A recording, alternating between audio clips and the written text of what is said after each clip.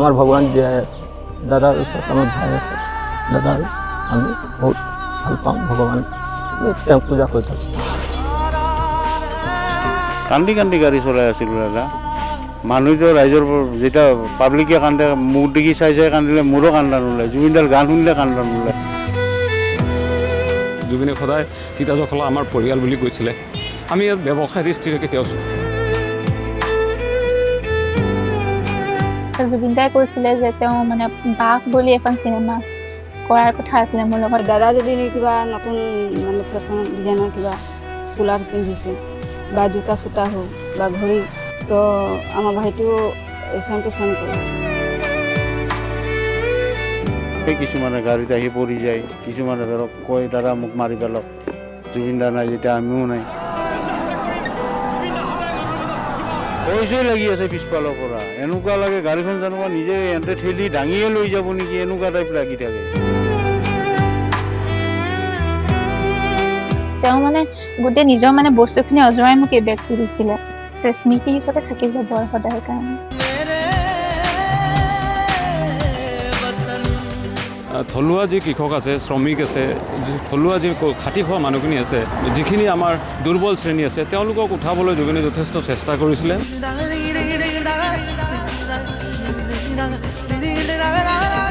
আমাৰ এখেতৰ ৰুমত বহি থাকে তাৰ চুলি দীঘল আছিলে চাইকেল এখন লৈ আহে হাৰমনিয়াম বজাই এখেতৰ লগত মানে গান গাই থাকে মালিকে যেতিয়া আহি মোক কৈ আছে আৰু যে মানে চিকেনটা তই যাব লাগিব জুবিনৰ ডিউটি তেতিয়া আৰু মইতো আৰু পাগলটাই বহি গ'লোঁ পাখি পাখি এই মন পাখি লগা মোৰ মন পাখি মেলি যাওঁৰে খুব আকস্মিকভাৱে হঠাতে প্ৰিয় শিল্পী জুবিন গাৰ্গ আমাৰ মাজৰ পৰা হেৰাই গ'ল আৰু জুবিন গাৰ্গৰ মৃত্যুৰ পাছত এতিয়া পাখি ভাগি পৰি আছে হাজাৰ হাজাৰ অসমীয়া তেখেতৰ হাজাৰ হাজাৰ গুণৱন্ত যিসকল মানুহক আমি খুব বেছিকৈ বিচাৰোঁ সেইসকল মানুহে আমাৰ ওচৰৰ পৰা খুব সোনকালে আঁতৰি যায় আৰু সেয়া যদি একোজন প্ৰিয় শিল্পী হয় জাতি সমাজ ধৰ্মৰ ঊৰ্ধত যদি গৈ তেওঁলোকে আমাৰ মনত নিগাজি এটুকুৰা স্থান লাভ কৰিবলৈ সমৰ্থ হয় তেনেহ'লে আমি বিচাৰোঁ সেইজন মানুহ সদায় আমাৰ বাবে অজৰ অমৰ হৈ থাকক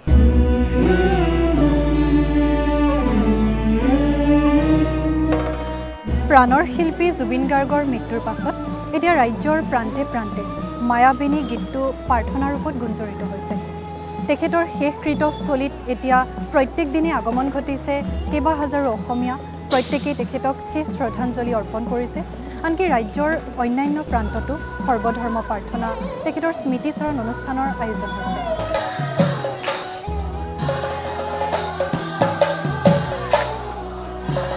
আচলতে এনে এগৰাকী গণশিল্পীয়ে এই জাতিটোক কি দিলে যাৰ বাবে শিল্পী সত্তাৰ ঊৰ্ধত গৈও মানুহে এজন মানুহ হিচাপে এজন মানৱদৰ্দী লোক হিচাপে জুবিন গাৰ্গক চৰ্চা কৰি আছে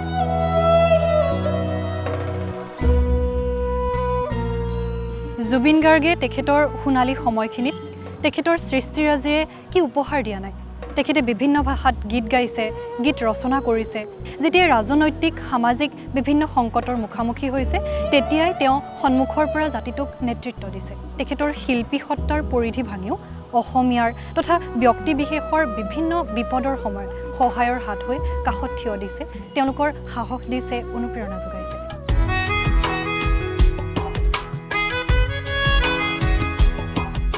এই শিল্পী সত্তাই মানুহক কিমান মৰম দিছে প্ৰকৃতিক কিমান মৰম দিছে আৰু কেনে এখন সপোনৰ পৃথিৱীৰ কল্পনা কৰি থৈ গৈছে তেখেতৰ মৃত্যুৰ পাছতো তেখেতৰ মৃত্যুৰ সমদলত গোট খোৱা হাজাৰ হাজাৰ লাখ লাখ অসমীয়াই তাকে প্ৰমাণ কৰি থৈ গ'ল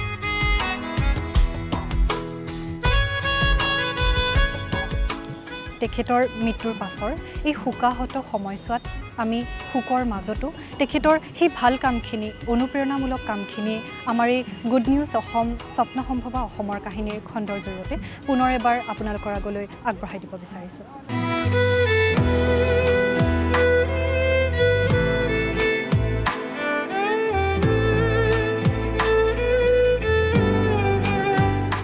এই যে মৃত্যুৰ ইমান দিনৰ পাছতো ৰাজ্যৰ বিভিন্ন প্ৰান্তৰ পৰা লোকসকল জুবিন গাৰ্গৰ কাষলৈ ঢপলি আহিছে তেখেতক শ্ৰদ্ধাঞ্জলি জনাব বিচাৰিছে সেয়া জানো কেৱল তেখেতৰ শিল্পী সত্তাৰ বাবে জুবিন গাৰ্গে বিভিন্ন সময়ত তেখেতৰ মহানুভৱতাৰ পৰিচয় দাঙি ধৰি গৈছে। ৰাজ্যৰ যিকোনো এটা প্ৰান্তলৈ আপোনালোক নাযাওক কিয়, তাতে লগ পাব জুবিন গাৰ্গে সহায় কৰা, সেই আৰ্থিকভাৱেই হওক মানসিকভাৱেই সহায় কৰা বিভিন্নজন লোক। এইজন মানুহক সেইজন মানৱ দৰদী জুবিন গাৰ্গে সাংঘাতিক ধৰণে সহায় কৰি থৈ গ'ল। কাৰণ তেওঁৰ একমাত্ৰ মৰমৰ পত্নী কিতুমণি দত্তৰ ব্ৰেইন টিউমাৰ হৈছিল আৰু তাৰপিছত তেওঁ জীৱনৰ দিশ বিদিশ হেৰুৱাই পেলাইছিল। সেই সময়তেই তেওঁৰ এটা ফেচবুক পোষ্ট জুবিন দায়ে শ্বেয়াৰ কৰি দিছিল আৰু তাৰপিছতে তেওঁ সহায় কৰিবৰ কাৰণে বিভিন্নজন লোক উঠি পৰি লাগিছিল, ফলত তেওঁৰ পত্নীয়ে জীৱন পালে। এইজন প্ৰশান্ত বৰাৰ কাষলৈ মই আহিছোঁ। মই প্ৰথমে আপোনাৰ পৰা জানিব খুজিছোঁ যে জুবিন গাৰ্গ আৰু তেওঁ আপোনাক সাংঘাতিক ধৰণে সহায় কৰিলে আৰু আপোনাৰ পত্নীয়ে তেওঁৰ কাৰণে নতুনকৈ জীৱন পালে, এই কথাখিনি অকণমান ছুটিকৈ কওকচোন। মোৰ এটা পোষ্ট দিছিলোঁ যে জুবিন দাই মানে এটা জুবিন দাই মানে পোষ্ট দিলে। জুবিন দাই পোষ্ট দিয়াৰ পিছত যে জুবিন দাই যে শ্বেয়াৰ কৰি দিয়ে এনেকুৱাই যে মানে মোৰ মানে পইচা সোমাইছিলে, বহুত পইচা অসুবিধা হৈছিলে, তেনেকেই বেপাৰ বাণিজ্য কৰি খাই আছিলোঁ। মইতো 400-500 টকা ডেইলি হাজিৰা পাওঁ ঘৰখন চলিবলৈ, যেনে তেনে হয়। তাৰপিছত মই মানে পইচা ধাৰলৈ লৈছোঁ, চিকিৎসা কৰিবলৈ গৈছিলোঁ বেংগলোৰ। কিন্তু আজি জুবিন দাৰ কথা ইমানেই ক'ব লগা হৈছে যেন তেওঁ এজন ইমান মানে কামৰ বিজিটো আমাৰ নিচিনা এটা যেন ক্ষুদ্ৰ মানে আমি মানি বুলিয়ে ক'ব পাৰিব। তেওঁলৈ চালে আমি সাধাৰণভাৱে আমালৈও তেওঁ চিন্তা কৰিলে। তেওঁ শ্বেয়াৰ কৰাৰ পিছত মোৰ মানে পইচা এনেকুৱা সোমাইছে, সম্পূৰ্ণ মোৰ মেডিকেলৰ ট্ৰিটমেণ্টৰ পইচা গোট খাই গৈছে। কোনো মানে বাকী নাই যে মই জুবিন দা মৰাৰ পাছত সুখ পাইছোঁ, কোনো মানে এমুঠি শান্তিয়ে ভাত পানী খাবলৈ পোৱা নাই। কোনো শান্তিত থাকিব নোৱাৰা অৱস্থা। আৰু এই ধৰণে লখিমপুৰৰ যি লখিমী চাৰিআলি, আমি মালপানী চাৰিআলি বুলিও কওঁ, এই লখিমী চাৰিআলিতেই পদপথত দোকান চলাই জীৱন নিৰ্বাহ কৰা এজন প্ৰশান্ত বৰাকো জুবিন দায়ে সহায় কৰিছিল আৰু এই কথা অকপতে স্বীকাৰ কৰি আজি তেওঁ দুখত ভাগি পৰা দেখিবলৈ পোৱা গৈছে। প্ৰকৃতিৰ সৈতেও জুবিন গাৰ্গৰ আছিল নিবিড় সম্পৰ্ক। এতিয়া ভাবিলেই আচৰিত লাগে, বিশেষকৈ মানুহজন নোহোৱা হোৱাৰ পাছত কিমান আন্তৰিকতা থাকিলে জুবিন গাৰ্গে আচলতে ক'ব পাৰে যে গছে মোক আটাইতকৈ বেছি ভাল পায়, আটাইতকৈ বেছি বুজি পায়। লৰচৰ কৰিব নোৱাৰা এবিধ উদ্ভিদেই যদি জুবিন গাৰ্গক ইমান বেছিকৈ বুজি পায়, তেনেহ'লে প্ৰকৃতিৰ অন্যান্য প্ৰাণীসমূহে জুবিন গাৰ্গক কিমান ভাল পাব লাগিব। আৰু তাৰ নিদৰ্শন ইতিমধ্যে বিভিন্ন কাহিনীৰ জৰিয়তে বিভিন্ন সাক্ষাৎকাৰক জুবিন গাৰ্গে দি থৈ গৈছে। কোনোবা চৰায়ে হওক, বগলী এটা আঘাতপ্ৰাপ্ত হোৱাৰ পাছতেই হওক বা বান্দৰ এটাৰ সৈতেই হওক, জুবিন গাৰ্গৰ যি নিবিড় সম্পৰ্ক সেয়া বিভিন্ন সময়ত জুবিন গাৰ্গে প্ৰতিফলিত কৰি গৈছে। জুবিন গাৰ্গৰ পুৰণি সেই যোৰহাটৰ ঘৰখনত আছিল এজোপা পাইন গছ, যিজোপা গছ জুবিন গাৰ্গে নিজে ৰোপণ কৰিছিল। আৰু যেতিয়াই সময় পাইছিল জুবিন গাৰ্গে খুব আন্তৰিকতাৰে গছজোপা সাৱটি ধৰিছিল। আৰু জুবিন গাৰ্গে এটা কথা কৈছিল যে এই গছজোপাৰ আয়ুস যিমানে বাঢ়িব জুবিন গাৰ্গো সিমান দিনেই জীয়াই থাকিব। আৰু কাকতালীয়ভাৱে সেই গছজোপা কিছুদিনৰ আগতে মৃত্যু হয়। আৰু শিল্পী জুবিন গাৰ্গ আমাৰ মাজত।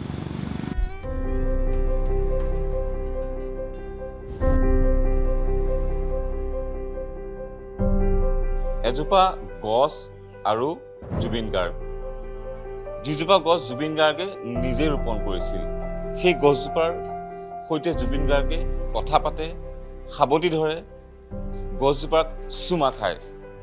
সেই গছজোপা আমি এখন ফটোৰ জৰিয়তে সকলোৱে দেখিছোঁ। আচলতে খুব আন্তৰিকতাৰে, যেনেদৰে এজন মানুহে আনজনক আন্তৰিকতাৰে সাৱটি ধৰে, ঠিক তেনেকৈ সেই ফটোখনত অত্যন্ত আন্তৰিকতাৰে জুবিন গাৰ্গে সেই গছজোপাক সাৱটি ধৰা আমি দেখিবলৈ পাওঁ।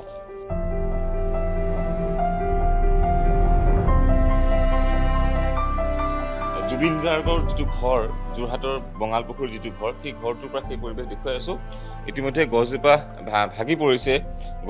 এইজোপাই সেইজোপা পাইন গছ, যিজোপা গছ জুবিন গাৰ্গে নিজেই ৰোপণ কৰিছিল। এটা কথা কৈছিলে, মানে তেখেতৰ যিমান নাম হ'ব সিমানেই গছজোপা ওখ হ'ব। মানে তেখেতে কৈছিলে গছজোপা যিমানে উচ্চতালৈ যাব, মানে মই যিমান ওপৰলৈ যাম এই গছজোপা সিমান ওখ হ'ব। এই গছজোপা সেই ৰাতি সেই ফটোখন যে যোনখন সাৱটি ধৰা ফটোখন, সেইখন মই তোলা ফটো, গম নাপায় গেট পাৰ হৈ সোমাই। তাৰপিছত জুবিন গাৰ্গ গেট পাৰ হৈ সোমাই এবাৰ মোক জুবলিয়ে ক'লে, জুবলিৰ লগতো মোৰ চিনি পাই ভালকে, দেউতা আপোনালোকৰ ঘৰলৈ গৈছিলোঁ। মই কেতিয়া গৈছিলে বোলে সেই এগ্ৰিকালচাৰত নে ক'ত প্ৰগ্ৰেম কৰি আহি পেলাই 3:30 বজাত, মই ফোন নকৰিলে বোলে 3:30 বজাত ক'ৰ পৰা ফোন কৰিম আৰু গলিদাই লৈ গৈছে, ব'ল তাৰপৰা আহোঁগৈ বুলি। সেই ফটোখন যোনখন সাৱতি ধৰা সেইটো ঠাণ্ডা দিনত নৱেম্বৰ মাহত যেতিয়া তেওঁ ইয়ালৈ আহিছিলে কি মানে আমি ফটোখনটো দেখি সাৱতি ধৰিছে আৰু কি তেওঁ গছজোপাৰ সৈতে সাৱতি ধৰা কথা পাতিছে চাইছে আকৌ এবাৰ ঢকা মাৰি দিয়া নিচিনা লগৰ ল'ৰাক মানে এনেকৈ হেৰি কৰা নিচিনাকৈ তেনেকৈ সেইবিলাক কৰিছে মানে মানুহৰ লগত যেনেকৈ আমি দেখি চক হৈ গ'লোঁ মই মোবাইলটো লৈ পেলাই ধৰক আন্ধাৰো হৈ আছে ফটোখন কিন্তু ফটোকেইখন আহিলে বাৰু সেইটো মই মানে কি কৰিছে মই নিজে মানে তেওঁ হেৰি দেখি পেলাই তেওঁ আৰু কিবা কয় নেকি যেতিয়া আপোনাৰ ঘৰটোৰ মালিকী স্বত্ব হস্তান্তৰ হ'ল তাৰপাছত তেওঁ গছজোপাৰ কথা কিয় কয় নেকি ঘৰলৈ আহিলে গছজোপা বিকা নাই ঘৰটোহে বিকিছোঁ গছজোপা ভালকৈ ৰাখিব যিমান বাৰ আহিছে প্ৰায়তো আমি গম নোপোৱাকৈ আহে সেইটোতো হয় বা গম পোৱা কোনো দিনাখন কিন্তু আমাৰ ঘৰৰ ভিতৰলৈ নাই সোমাব তেওঁ মানে সেই গছজোপাৰ কাৰণে আহে ইয়াত মেইনলি যিমান বাৰেই আহিছে গছজোপাৰ কাৰণে ভিতৰলৈ আজিলৈকে চাহ একাপ খাই যাওক বা তেওঁ সেইবিলাক নাই সেইবিলাকত নাই মুঠতে গছজোপা হয় এই যোৱা বছৰ 29 অক্টোবৰত পৰি পেলাই গছজোপা আধাত পৰদৰ্শক 2-3 টুকুৰা হৈ পেলাই পৰি পেলাই এনেকৈ ভাঙিলে ক'ত পৰিলে এইটো ৰুমতে পৰিলে যোনটো ৰুমত তেওঁ আগতে ইয়াত সেইদিনা পবিত্ৰ মাঘেটাহে কওঁতেহে গম পাম এইটো ৰুমতে মানে শুৱে আগতে গান অনামিকা সৃষ্টি এইটো ৰুমতে এই ৰুমটো ভিতৰৰ ৰুমটো এই ৰুমটোতে গছজোপা সেইটো ৰুমৰ টিঙতে টিং দুখন ভাঙিল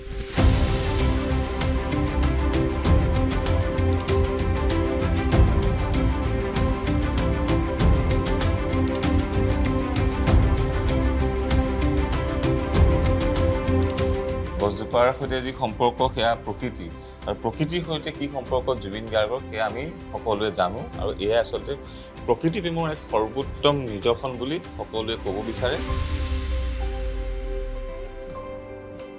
আমি ক'ব নোৱাৰা সমাজ অৰ্থনীতি ৰাজনীতিৰ কথাবোৰ খুব সহজে চিধাকৈ জুবিন গাৰ্গে কৈ দিব পাৰিছিল এবাৰ কথা প্ৰসংগত জুবিন গাৰ্গে কৈছিল যে কিতাপ নপঢ়া জাতি এটাক গামোচাই কেতিয়াও বচাব নোৱাৰে এনেদৰে জুবিন গাৰ্গে বিভিন্ন বক্তব্যৰ জৰিয়তে তেখেতৰ স্থিতিৰ জৰিয়তে অসমীয়াক পুনৰুজ্জীৱিত কৰিছিল সজীৱ কৰি ৰাখিছিল সেইগৰাকী জুবিন গাৰ্গে কিন্তু অসমীয়া অৰ্থনীতিৰ অহুপুৰুষাৰ্থ কৰিবৰ বাবেও যথেষ্ট কষ্ট কৰিছিল সীতা জখলাৰ ব্ৰেণ্ড এম্বেচাডৰ আছিল জুবিন গাৰ্গ কিন্তু যিহেতু এইটো এটা থলুৱা উদ্যোগ জুবিন গাৰ্গে তাৰ পৰা কোনো ধৰণৰ মাননি গ্ৰহণ কৰা নাছিল এয়াও বাৰু জুবিন গাৰ্গৰ মহানুভৱতাৰ পৰিচয়ক নহয়নে অসমৰ দুগ্ধ সমবায় আন্দোলনৰ অন্যতম বাটকটীয়া সীতা জখলাৰ ব্ৰেণ্ড এম্বেচাডৰ আছিলে হাৰ্টথ্ৰব জুবিন গাৰ্গ আৰু অসমীয়াৰ প্ৰাণৰ প্ৰাণ জুবিন দাই সীতা জখলাক আপোন কৰি লৈছিলে তেওঁ নিজেই ঘোষণা কৰিছিলে তেওঁ সীতা জখলা পৰিয়ালৰ কিন্তু সকলোতকৈ ডাঙৰ কথা জুবিন গাৰ্গ নামৰ এই সত্তাটোৰ এক অনন্য বিশেষত্ব আছিলে ব্ৰেণ্ড এম্বেচাডৰ বুলি নিজকে ঘোষণা কৰিছিলে তাৰ বিনিময়ত কিন্তু জুবিন দাই কোনো ধৰণৰ এগ্ৰিমেণ্ট কৰা নাছিলে এটকাও পইচা হাতত লোৱা নাছিলে সীতা জখলা কৰ্তৃপক্ষৰ ফালৰ পৰা সেয়া জুবিন দাৰ মহানুভৱতা আছিলে যে অসমৰ কৃষক অসমৰ বজাৰ অসমীয়া কৃষকৰ হাতত থাকক এই মুহূৰ্তত আমাৰ সৈতে আছে সীতা জখলা দুগ্ধ উন্নয়ন সমবায় সমিতিৰ অধ্যক্ষ ৰঞ্জিত শৰ্মা ডাঙৰীয়া আচলতে ব্ৰেণ্ড এম্বেচাডৰ ক'বলৈ বা ব্যৱসায় ভিত্তিক জুবিনক আমি টানিবলৈ জুবিন বুলিয়ে কৈছোঁ কিন্তু মই ব্যক্তিগত হিচাপে জুবিনৰ লগত মোৰ এটা দীঘলীয়া এটা যুগৰ ওপৰৰ সম্বন্ধ আছিলে বন্ধু হিচাপে যদিও কোনো সাংস্কৃতিক জগতৰ মানুহ নহয় মই ব্যক্তিগতকৈ কৈছোঁ তো সীতা জখলাখন বুলিয়েই নহয় জুবিনে থলুৱা যি কৃষক আছে শ্ৰমিক আছে থলুৱা যি খাটি খোৱা মানুহখিনি আছে বা যিখিনি আমাৰ দুৰ্বল শ্ৰেণী আছে তেওঁলোকক উঠাবলৈ জুবিনে যথেষ্ট চেষ্টা কৰিছিলে মই আকৌ ক্ষমা বিচাৰিছোঁ জুবিন বুলিয়ে কৈছোঁ আৰু মই ব্যক্তিগতকৈ বা নাভাবোঁ যে জুবিন নাই আত্মীয়তাৰ মাজত কোনো এগ্ৰিমেণ্ট নাথাকে আইন হিচাপে যদি এতিয়া পৰৱৰ্তী কালত আমি যদিও জুবিনক আমি আগলৈ কেনেকৈ লৈ যাম আমি ব্ৰেণ্ড এম্বেচাডৰ ৰাখিম নাৰাখিম সেইটো যোৱাকালি আমাৰ ভণ্টিৰ দৰে গৰিমা আহিছিলে গৰিমাই যোৰহাটৰ পৰা যাওঁতে সোমাই কৈছে গৰিমাই সংবাদ মাধ্যমতে কৈ গ'ল জুবিনে সদায় সীতা জখলা আমাৰ পৰিয়াল বুলি কৈছিলে আমি ইয়াত ব্যৱসায় দৃষ্টিৰে কেতিয়াও চোৱা জুবিন গাৰ্গ কায়িকভাৱে নোহোৱা হোৱাৰ পাছতো এতিয়া সমগ্ৰ অসম জুবিনময়তাত ডুবি আছে প্ৰত্যেকখন ঘৰেই অনুভৱ কৰিছে মৃত্যুসম শীতলতা আচলতে অসমৰ প্ৰত্যেকখন ঘৰেই বৰ্তমানতো মৰিশালীত পৰিণত হৈছে সেই জুবিন গাৰ্গে ৰাজ্যৰ ভিন্ন প্ৰান্তত সেয়া ব্ৰহ্মপুত্ৰ উপত্যকাই হওক বৰাক উপত্যকাই হওক তেখেতৰ পিতৃৰ চাকৰি সূত্ৰে শিক্ষা গ্ৰহণ কৰিছিল গতিকে ৰাজ্যৰ প্ৰত্যেকটো চুকে কোণৰ প্ৰতি জুবিন গাৰ্গৰ আছিল অকুণ্ঠ মৰম আৰু ভালপোৱা আৰু সময়ে সময়ে জুবিন গাৰ্গে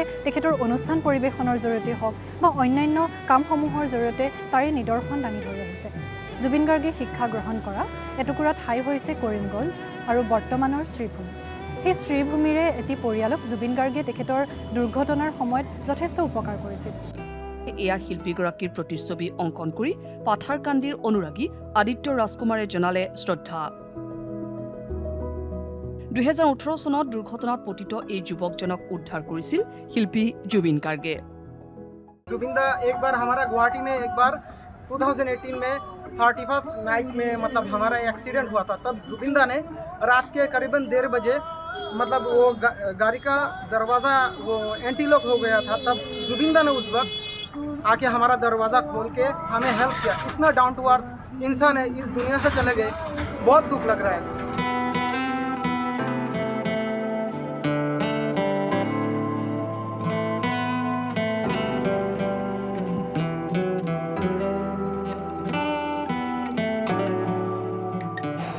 এগৰাকী শিল্পী হিচাপে জুবিন গাৰ্গে আচলতে আমাক দিয়া নাই 90 দশকৰ সেই সময়খিনিত মায়া যন্ত্ৰ আদি বিভিন্ন সংগীতৰ জৰিয়তে তেখেতে অসমীয়া সংগীতৰ জগতখনক উদ্বুদ্ধ কৰি থৈ গৈছে আৰু আমাৰ যৌৱন বুলি কওঁ আমাৰ শৈশৱ বুলি কওঁ প্ৰত্যেকটো সময়কে মহিয়ান কৰি থৈ গৈছে কিন্তু কেৱল সেয়াই জানো শেষ জুবিন গাৰ্গে প্ৰত্যেক সময়তে তেখেতৰ দায়িত্ববোধৰো প্ৰকৃত নিদৰ্শন দাঙি থৈ গৈছে তেখেতৰ শিক্ষাগুৰুৰ দুৰাৰোগ্য ৰোগৰ সময়ত সেইগৰাকী জুবিন গাৰ্গে বিভিন্ন সহায় সহযোগিতা আগবঢ়াইছে আনকি তেখেতৰ মৃত্যুৰ পিছতো তেওঁলোকৰ কন্যা সন্তানৰ দায়িত্ব লোৱা তেখেতৰ পত্নীৰ দায়িত্ব লোৱাকে ধৰি তেখেতৰ মহানুভৱিতাৰ পৰিচয় দি গৈছে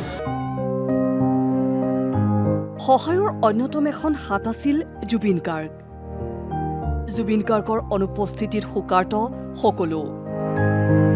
সকলোৱে সোঁৱৰিছে শিল্পীগৰাকীৰ সৈতে পাৰ কৰা মধুৰ স্মৃতি এয়া যোৰহাটৰ প্ৰবীণ শিল্পী প্ৰয়াত অৰুণ নাথৰ ঘৰ অৰুণ নাথ আছিল জুবিনৰ সংগীতৰ যাত্ৰাৰ অন্যতম এগৰাকী গুৰু 90 দশকৰ সময়খিনিত এই ঘৰখনৰ এগৰাকী নিয়মীয়া সদস্য আছিল জুবিন শিল্পী অৰুণ নাথৰ ওচৰত সংগীতৰ চৰ্চা কৰিছিল জুবিনে জুবিন আমাৰ এখেতৰ ৰুমত বহি থাকে তাৰ চুলি দীঘল আছিলে চাইকেল এখন লৈ আহে হাৰমনিয়াম বজায় এখেতৰ লগত মানে গান গাই থাকে সেই গান এখেতে শিকাই দিয়ে সেই প্ৰথম তেতিয়াৰ পৰা মানে কি আমাৰ এখেতৰ লগত ভাল আছিলে জুবিনে পাহৰা নাছিল অতীতক দুৰাৰোগ্য ৰোগত আক্ৰান্ত হৈ বিচনাত ছটফটাই থকা অৰুণ নাথৰ চিকিৎসাৰ ব্যৱস্থা কৰিছিল পৰৱৰ্তী সময়ত অৰুণ নাথৰ মৃত্যুৰ পাছতো পৰিয়ালটোৰ কাষত থিয় দিছিল শিল্পীগৰাকী আগবঢ়াই গৈছিল পৰিয়ালটোক বিভিন্ন সহায় জুবিনে মৰমতে দিয়া এই বেগটো বুকুত সাৱটি এতিয়া অৰুণ নাথৰ কন্যা স্তুতিয়ে কৰিছে জুবিনৰে পাৰ কৰা সময়বোৰ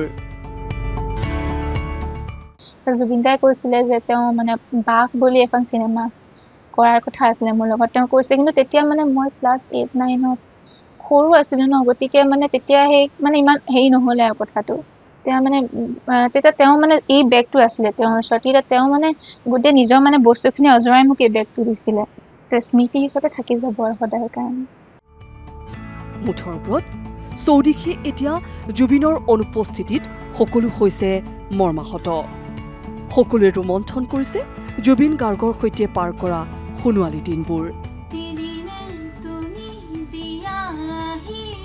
জুবিন গাৰ্গ নোহোৱা হোৱাৰ পাছত যিমানেই আমি সামাজিক মাধ্যমত জুবিন গাৰ্গৰ বিভিন্ন ভিডিঅ' পোষ্ট আদি দেখিছোঁ সিমানে আমাৰ প্ৰত্যেকৰে মনলৈ এটা প্ৰশ্ন আহিছে যে এজন মানুহ ইমান শিশুসুলভ হৈ কেনেকৈ থাকিব পাৰে এজন মানুহে মানুহক ইমান আন্তৰিকতাৰে কেনেকৈ সহায় কৰিব পাৰে ইয়াৰ মাজতে জুবিন গাৰ্গৰ শেষকৃত অনুষ্ঠানত খুব চৰ্চালৈ অহা এজন যুৱক হৈছে অৰুণ গাৰ্গ শিৱসাগৰৰ এই অৰুণ গাৰ্গক জুবিন গাৰ্গে নিজৰ পৰিয়ালৰ সদস্যৰ দৰে তুলি তালি ডাঙৰ দীঘল কৰাৰ লগতে প্ৰদান কৰিছিল গাৰ্গ উপাধিটো এই যুৱকজনে জুবিন গাৰ্গৰ সান্নিধ্যতে পালে এটা নতুন জীৱন এটা নতুন প্ৰাণ আনকি জুবিন গাৰ্গৰ সান্নিধ্য লাভ কৰি যুৱকজনে তেওঁৰ নতুন সময়খিনি আগুৱাই নিবলৈ শিকিলে হৃদয়ৰ সম্ৰাট তেওঁ হৈছে সুৰৰ সম্ৰাট আপোন শিল্পীগৰাকীক হেৰুৱাৰ বেদনাত জৰ্জৰিত অসমবাসীৰ মন আৱেগৰ ঢলক বাধা দিব নোৱাৰি হিয়া উজাৰি কান্দিছে সকলোৱে। এয়াই অসমৰ প্ৰজন্মৰ পাছত প্ৰজন্মৰ শিৰাই শিৰাই বিয়পি থকা এক সত্তা জুবিন গাৰ্গ। 23 ছেপ্টেম্বৰ সকলোৱে কল্পনা নকৰা এটা দিন। জুবিন গাৰ্গৰ শেষকৃত্যৰ সময়ত মুখাগ্নি কৰিছিল তেওঁৰ ভগ্নী পামী বৰঠাকুৰ, ৰাহুল গৌতম শৰ্মা, ৰুদ্ৰপ্ৰয়াগ গাৰ্গ আৰু অৰুণ গাৰ্গে। সৰ্বত্ৰে চৰ্চা লাভ কৰা এই অৰুণ গাৰ্গ কোন? অৰুণ গাৰ্গ নামেৰে সকলোৰে মাজত পৰিচিত এয়া চৰাইদেউ জিলাৰ দলবাগানৰ চাহ জনগোষ্ঠীৰ যুৱক অৰুণ চাচনি। বিগত প্ৰায় 15 বছৰ ধৰি অভিন্ন অংশ হৈ পৰিছে গাৰ্গ পৰিয়ালৰ। শিল্পীগৰাকীয়ে অৰুণক দিছে নিজৰ উপাধি। এয়া অৰুণৰ দলবাগানৰ ঘৰখন। ঘৰখনৰ প্ৰতিটো কোণত জীপাল হৈ আছে জুবিন গাৰ্গৰ স্মৃতি আৰু সপোন। শৈশৱৰ পৰা অৰুণৰ বাবে জুবিন গাৰ্গ আছিল ভগৱান স্বৰূপ। খালি এইটোৱে গৌৰৱ আছে, আমাৰ ভগৱান জীয়াই আছে। দাদাৰ ওচৰত আমাৰ ভাই আছে। দাদা আৰু আমি বহুত ভাল পাওঁ ভগৱান, আমি তেওঁক পূজা কৰি থাকোঁ।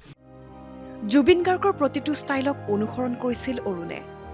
দাদা যদি গামোচা বান্ধে মূৰত তেনে এটা ষ্টাইলত বান্ধে, তো আমাৰ এইটোও তেনেকৈ একজেক্ট বান্ধি আহিব।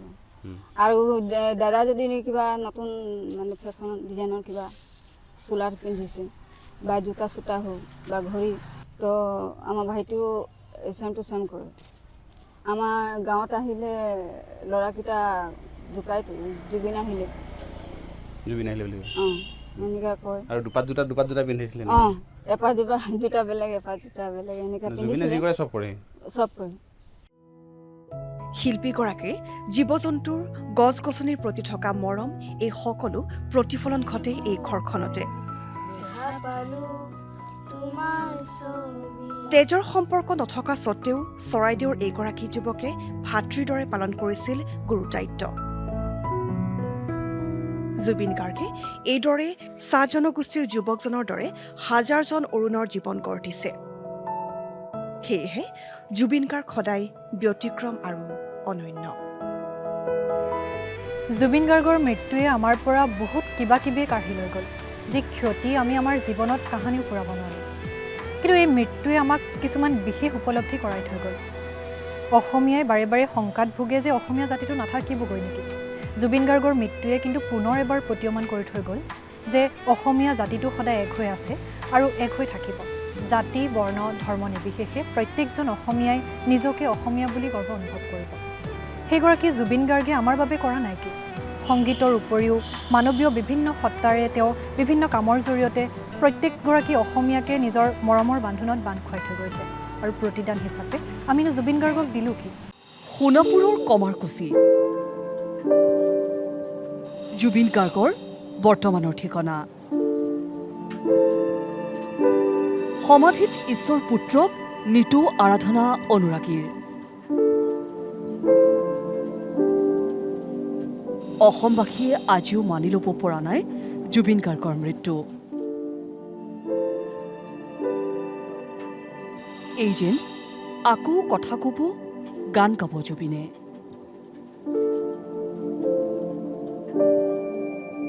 সোণাপুৰবাসীয়ে অতি সযতনে ৰাখিছে ঈশ্বৰ পুত্ৰক। সৎকাৰৰ দিনটোৰ পৰাই নিজাববীয়াকৈ সকলো দায়িত্ব লৈছে অঞ্চলবাসীয়ে। লেতেৰাখিনি চাফ চিকুণ কৰিব দিছে, তাৰমানে ৰাতিপুৱা আৰু গধূলি। কমাৰকুছি হাতীমৰা এইখিনি প্ৰথমতে শ্মশান আছিলেতো, আমাৰ সেইকেইজনে এতিয়া লাগি আছোঁ বৰ্তমান। সেইকাৰণে মই ৰাতিপুৱাই আহি পেলাই বোলে চাফা চাফা কৰি থৈ যাওঁ। তাৰমানে 10টামান বজাৰ পৰা মানে আৰু গধূলি 5টামান বজাৰ পৰা বেছি মানে হয় আৰু ভিৰ হয় আৰু মানুহ তাৰমানে। 23 ছেপ্টেম্বৰ জুবিন গাৰ্গৰ সৎকাৰৰ দিন। এই স্থানতে পঞ্চভূতত বিলীন হৈছিল শিল্পীগৰাকীৰ পাৰ্থিৱ শৰীৰ। চন্দন কাঠৰ চিতাত শুৱাই বিদায় দিয়া হৈছিল জুবিনক। সৎকাৰৰ বাবে প্ৰয়োজনীয় সকলো সামগ্ৰীৰ যোগান ধৰিছিল ৰাইজে। চিতা প্ৰস্তুতৰ বাবে যোগান ধৰিছিল চন্দন কাঠ। এই ইহলীনা সময়ত মইনো কিবা এটা অৱদান দিম তেনেকুৱা এটা চিন্তা মনলৈ আহিলে আৰু মনলৈ ভাবি ল'লোঁ। তাৰপিছত মোৰ ল'ৰাটিৰ সৈতে ভাবি গুণি গছডাল কটোৱালোঁ। কটোৱাই নিৰ্দিষ্ট সময়ত 29 চকীয়া দিনাখন কটোৱাই পেলাই গাড়ী ভাড়া কৰি ইয়ালৈ লৈ আহি এই যে দাহন কাৰ্যত দিব পাৰিলোঁ সেইটো নিজকে বৰ সন্তুষ্টি লভিছোঁ। 11 বছৰ পূৰ্বৰ এয়া জুবিন গাৰ্গৰ এখন বিশেষ ফটো। সোণাপুৰৰ এক স্থানত শিলত আউজি খন্তেক জিৰাইছিল জুবিনে আৰু এই মুহূৰ্ত আবদ্ধ হৈছিল এগৰাকী সাংবাদিকৰ কেমেৰাত। লক্ষণীয়ভাৱে এই স্থান বৰ্তমানৰ ঠিকনাৰ পৰা মাত্ৰ 800 মিটাৰ দূৰত্বত। আৰু শিল্পীগৰাকীৰ মৃত্যুৰ পাছত সেই স্থানৰ সন্ধান কৰি উলিয়াইছিল এইজন যুৱক সুৰজে। হয়, যোৰহাটৰ পৰা আহোঁতে আজি 12 বছৰ আগত ইয়াৰ এইখিনি ঠাইতে জিৰণি লৈছিলে বুলি ক'লে। আৰু একচুৱেলি এইটো কাৰ্বি সমাজৰ পৰম্পৰা নিয়মৰ আমাৰ লং এয়াৰ বুলি কয়। যিগৰাকী মানুহ ঢুকাই যায় তেখেতৰ নামত স্মৃতিসূত নিচিনা ইয়াৰ পুতি থৈ দিয়া যায়, তেখেতৰ নামত ভাত আগবঢ়োৱা যায়। আৰু এয়াই জুবিনৰ প্ৰতি ৰাইজৰ অকুণ্ঠ মৰম আৰু ভালপোৱা। জুবিনৰ সমাধি এতিয়া পৰিণত হৈছে উপাসনাথলীলৈ। কেৱল সোণাপুৰী নহয়, ৰাজ্যৰ ভিন্ন প্ৰান্তৰ পৰা প্ৰত্যেক দিনে অজস্ৰজন উপস্থিত হৈ শিল্পীগৰাকীক কৰিছে স্মৰণ। নুপুৰ বৰুৱাৰ ৰিপৰ্ট, DD নিউজ অসম। অসমীয়া সমাজ জীৱনৰ সৈতে সংযুক্ত হৈ থকা কি গীতৰ চৰ্চা আচলতে জুবিন গাৰ্গে কৰা নাছিল। বৰগীত, বনগীত, টোকাৰী গীতকে ধৰি বিভিন্ন সাংস্কৃতিক চৰ্চাৰ জৰিয়তে জুবিন গাৰ্গে অসমীয়া সমাজখনৰ সৈতে খুব ওচৰৰ সম্পৰ্ক এটা ৰাখিছিল। কেৱল সাংগীতিক যাত্ৰাটোৰ জৰিয়তে নহয়, জুবিন গাৰ্গে সেই সমাজৰ নিষ্পেষিত নিপীড়িত লোকসকলৰ লগতো খুব এটা আত্মিক সম্পৰ্ক ৰাখিছিল। আনকি এনে বহু উদাহৰণ আছে যে ফুটপাথত থকা কোনোবা এজন দোকানীক আৰ্থিকভাৱে সহায় কৰি তেওঁলোকৰ চিকিৎসাৰ খৰচ বহন কৰি জুবিন গাৰ্গে তেওঁ মহানুভৱতাৰ পৰিচয় দিছিল।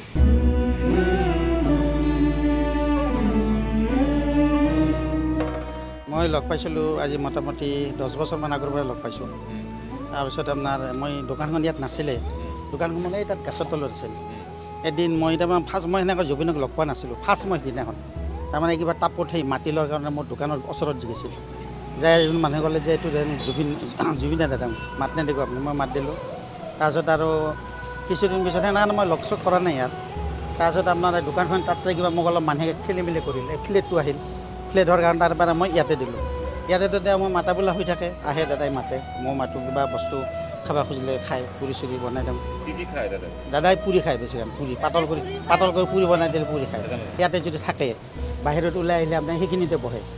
চকীখনে আনি দিলোঁ, অলপ মুচি কাচি মই আদৰ কৰোঁ আৰু বিৰাট। দেখিলে মানুহটোক মই ফাৰ্ষ্ট মই নমস্কাৰ দিওঁ, তেওঁ এনেকৈ দিব। গাড়ীত গ'লে মোক থাকিলে এনেকৈ দিব, ভাবে কিবা কয় নেকি মোক, অলপ মানে গাড়ীখন ব্ৰেক ৰাখা নাই আৰু যায়। মই আৰু যাবৰ সময়ত গাড়ী এটাৰ মই দিগদাৰ নিদিওঁ।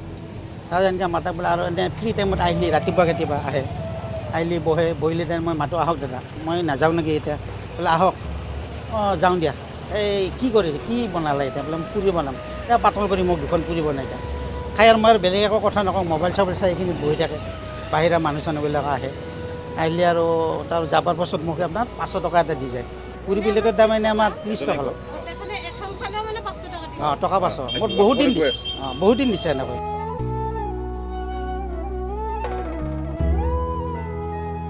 জুবিন গাৰ্গ নোহোৱা হোৱাৰ পাছত প্ৰত্যেকগৰাকী অসমীয়াই এটা কথা অনুধাৱন কৰিছে, আমাৰ যেন জুবিন গাৰ্গক বুজিবলৈ আৰু কিছু ৰৈ গ'ল। আমি যেন জুবিন নামৰ সেই বিশাল সত্তাটোক অনুধাৱনী কৰিব নোৱাৰিলোঁ। জুবিন গাৰ্গ আছিল আচলতে জুবিন গাৰ্গতকৈ ওখ, আনকি পাহাৰতকৈও ওখ আৰু সাগৰতকৈও বিশাল আছিল জুবিন গাৰ্গৰ সেই সত্তা। জুবিন গাৰ্গে প্ৰত্যেক সময়তে তেওঁ কামৰ জৰিয়তে, চিন্তাৰ জৰিয়তে এই কথাবোৰেই প্ৰতীয়মান কৰি থৈ গৈছে। জুবিন গাৰ্গৰ শেষ শয়নৰ সেই সময়ছোৱাক কোনো অসমীয়াই কেতিয়াও পাহৰিব নোৱাৰিব। সেই শেষ যাত্ৰাটোক এগৰাকী ড্ৰাইভাৰে জুবিন গাৰ্গক কঢ়িয়াই আনিছিল আৰু তেখেতে অনুভৱ কৰিছিল তেখেতে কোনো মানুহক নহয়, কঢ়িয়াই নিছিল এগৰাকী ভগৱানক।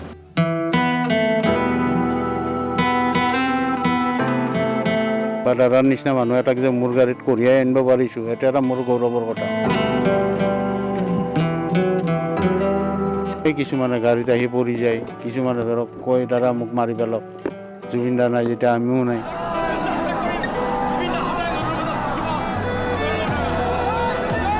পইচাই লাগি আছে পিছফালৰ পৰা, এনেকুৱা লাগে গাড়ীখন জানো নিজে এন্তে ঠেলি দাঙিয়ে লৈ যাব নেকি, এনেকুৱা টাইপ লাগি থাকে।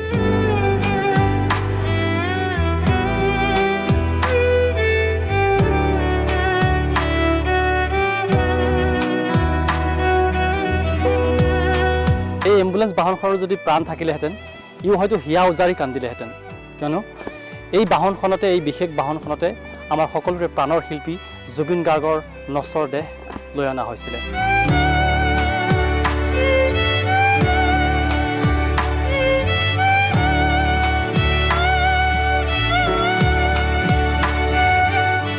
জুবিন গাৰ্গৰ অনাকাংক্ষিত মৃত্যুৰ পিছত দিল্লীৰ পৰা গুৱাহাটী বিমানবন্দৰলৈ লৈ অনা হৈছিলে তেওঁৰ মৃতদেহ, আৰু সেই নশ্বৰ দেহ গুৱাহাটী বিমানবন্দৰৰ পৰা সৰুসজাইত অনা হৈছিলে এখন পুষ্পসজ্জিত বাহনত, এখন বিশেষ এম্বুলেন্সত।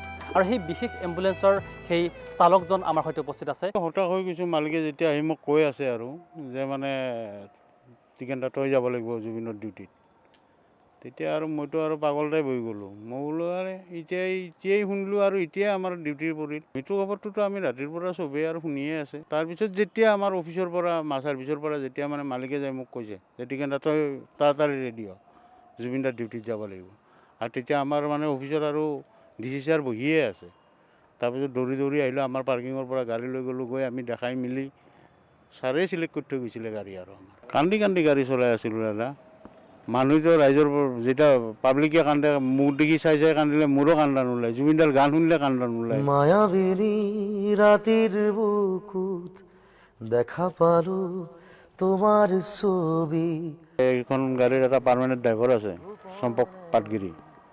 তেখেতৰ মানে ৰাতিপুৱা ফেমিলিৰ কিবা প্ৰব্লেম হোৱাৰ কাৰণে তেখেত ঘৰত গুচি গ'ল, ডিউটিটো মোৰ তাত পৰিল। আৰু এই গাড়ীখন অন্য দিনাখন বেলেগে চলায়, সেইদিনাখন আপোনাৰ মোৰ ভাগ্যত পৰিছে, মই চলাইছোঁ। যিটো ৰূপত দাদাৰ মানুহ দেখা পাইছোঁ বা পাব্লিক দেখা পাইছোঁ, সেনেকুৱাতো ডাঙৰ মানুহ মৰিলেও কিজানি ইমান মানুহ নহ'ব। পইচাই লাগি আছে পিছফালৰ পৰা, এনেকুৱা লাগে গাড়ীখন জানো নিজে এন্তে ঠেলি দাঙিয়ে লৈ যাব নেকি, এনেকুৱা টাইপ লাগি থাকে। তো বহুত টাইম মানে মই এনে মাজেতো মই নিউট্ৰেল কৰি দি পেলাই এনে খালি ষ্টাৰিংটো খালি পকাই গৈ আছিলোঁ, পাব্লিকে ঠেলি লৈ যাই আছিলে। এতিয়াওতো গাড়ীখন চলালে এতিয়াও দাদাক থকা আনে লাগে যে আছেই নেকি।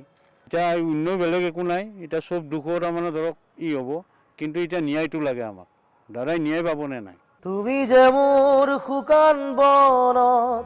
জুবিন গাৰ্গৰ মৃত্যুৰ পাছত এতিয়া ৰাজ্যৰ প্ৰত্যেকখন ঘৰতেই মৃত্যুসম শীতলতা। প্ৰত্যেকখন ঘৰেই আচলতে তিনি ঘৰৰ ল'ৰাজন হেৰুৱালে আৰু ঘৰখন একোখন মৰিশালীত পৰিণত হ'ল। জুবিন মামা জিন্দাবাদ। কোচত উঠিছিলোঁ, ভাল লাগে, আমি মিছ কৰিছোঁ। মিছ ইউ জুবিন মামা, মিছ ইউ।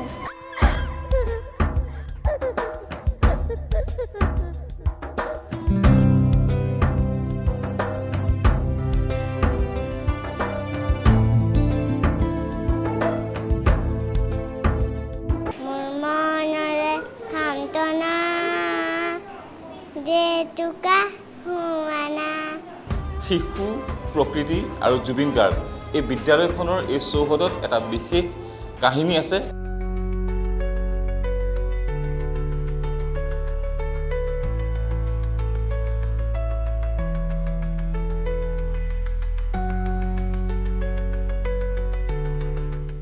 আমাৰ স্কুলখন বহুত নতুন আছিলে তেতিয়া। আমাৰ স্কুলৰ এজনী ছোৱালীক আমি লৈ গৈছিলোঁ, তাই গৈ ক'লে যে ছাৰ আমাৰ স্কুলত আহিব নেকি আপুনি?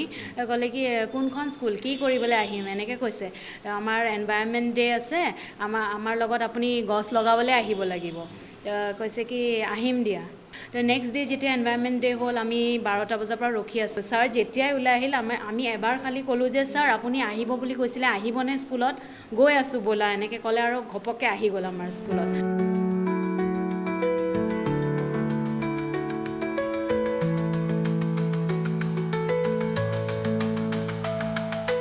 আৰু আহিছে চবেই মাতি আছে মানে বলক ছাৰ দেৰি হৈছে চবেই কৈ আছে তেওঁৰ মানে যোন লগত থাকে বাট তেওঁ মানে উঠি যোৱা নাই আমাৰ লগত বহি আছে একেটা প্লেটত বাচ্চাবোৰৰ লগত খাই আছে জুচ তাৰ মানে বাচ্চাবোৰতো বুজি নাপায় তেওঁ যিটো আমি জুচ এইবিলাক দিছোঁ চবেই খাই আছে সেইটো গ্লাছটো তেওঁ খাইছে মানে তেনেকৈ আছে আমি ভাবাই নাছিলোঁ ইমান এটা ডাঙৰ মানে ষ্টাৰ এটা মানে আমাৰ লগত এনেকৈ মানে ঘুলমিল মানে হৈ পেলাই যে এনেকৈ বহিব আমাৰ লগত ইমান টাইম স্পেণ্ড কৰিব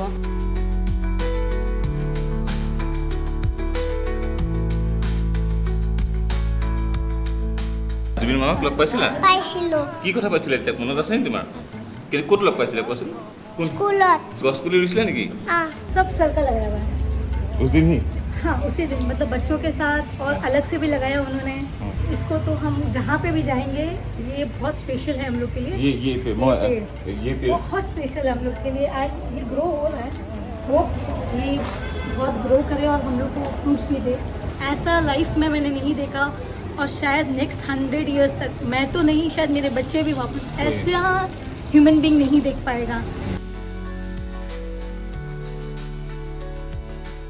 জুবিন গাৰ্গৰ আত্মা যে শিশু আৰু প্ৰকৃতিৰ সৈতে একাত্ম হৈ থাকে সেয়া এই স্কুলখনৰ এই বিদ্যালয়খনৰ এইসকল কণ কণ শিক্ষাৰ্থীয়ে সেয়া প্ৰমাণিত কৰিছে জুবিন গাৰ্গৰ মৃত্যুৰ তদন্ত বিচাৰি ৰাজ্যৰ বিভিন্ন প্ৰান্তত প্ৰত্যেকগৰাকী অসমীয়াই দাবী উত্থাপন কৰিছে আৰু সমান্তৰালকৈ ৰাজ্য চৰকাৰখনেও তদন্ত অব্যাহত ৰাখিছে এনেকুৱা কথাবোৰ চলি থাকিব কিন্তু আমি যদি প্ৰকৃতাৰ্থত জুবিনৰ অনুৰাগী আমি সঁচাকৈ যদি জুবিন গাৰ্গক ভাল পাওঁ তেনেহ'লে তেখেতৰ সৃষ্টিৰাজিসমূহ আমি সমানে আগুৱাই লৈ যাব লাগিব